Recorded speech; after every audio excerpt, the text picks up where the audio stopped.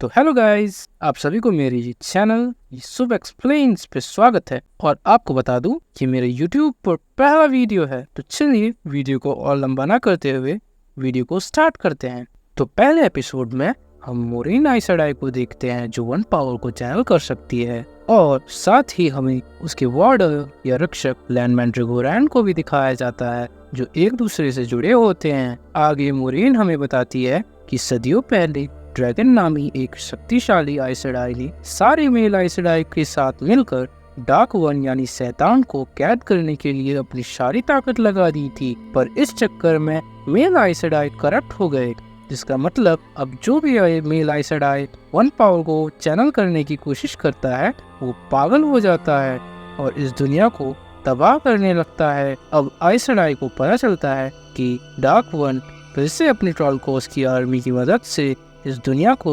तबाह करना चाहता है और इस दुनिया के लिए खतरा बनके वापस आने वाला होता है।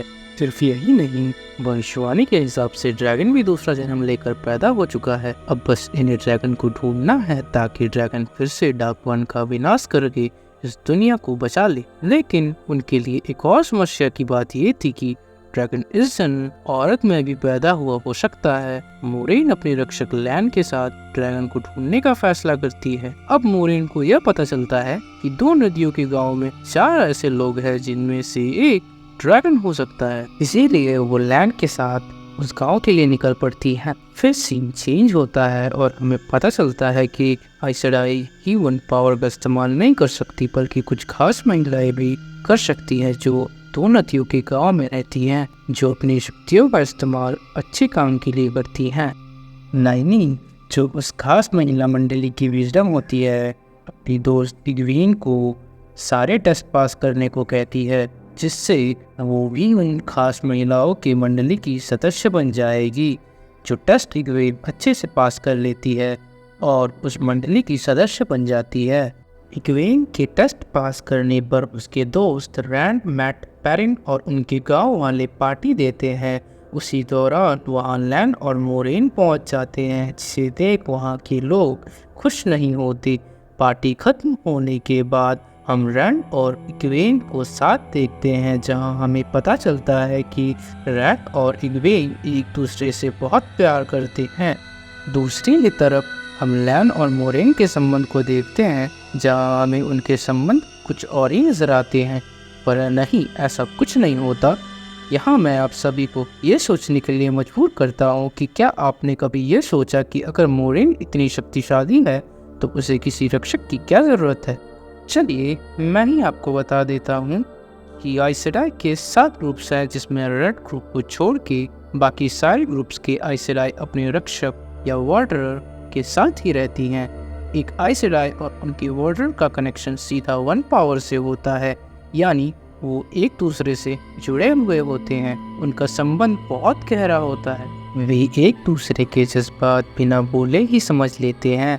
और एक बात, मोरेन जब तैयार हो रही थी तभी हम उसे एक रिंग पहनते हुए देखते हैं, जो हर आइस सेडाई अपने ग्रुप के कलर वाले रूबी के रिंग पहने नजर आएगी। ये वही रिंग है जो किंग आइस सेडाई को अपने वार्डर से जोड़ती है।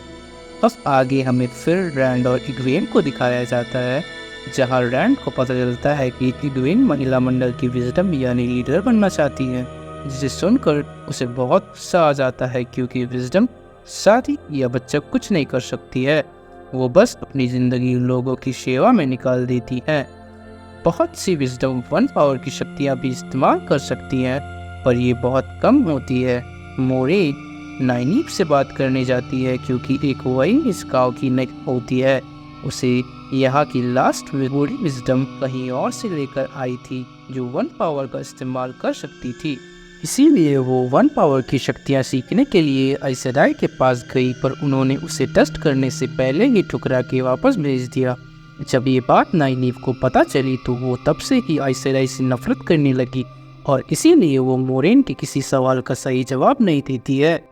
कल उनके गांव में त्यौहार आने वाला था। त्यौहार की रात में जैसे ही उनका नाच गाना शुरू होता है, तभी लैन मोरेन को आगाह करता है कि जल्द ही डार्क वन की आर्मी ड्रोलोकॉस्ट उनके गांव में हमला करके ड्रैगन को ढूंढ के ले जाने आने वाले हैं।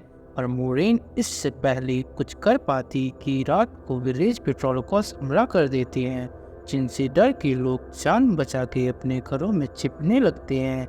इधर एक ट्रोलॉक पेरिन के घर दरवाज़ा तोड़ के घुस जाता है, जहां पेरिन और उसकी बीवी लैला उस ट्रोलॉक से लड़ते हैं और उसी दौरान पेरिन अपनी बीवी को ट्रोलॉक समझ के उसे मार देता है और उसकी बीवी की मौत हो जाती है।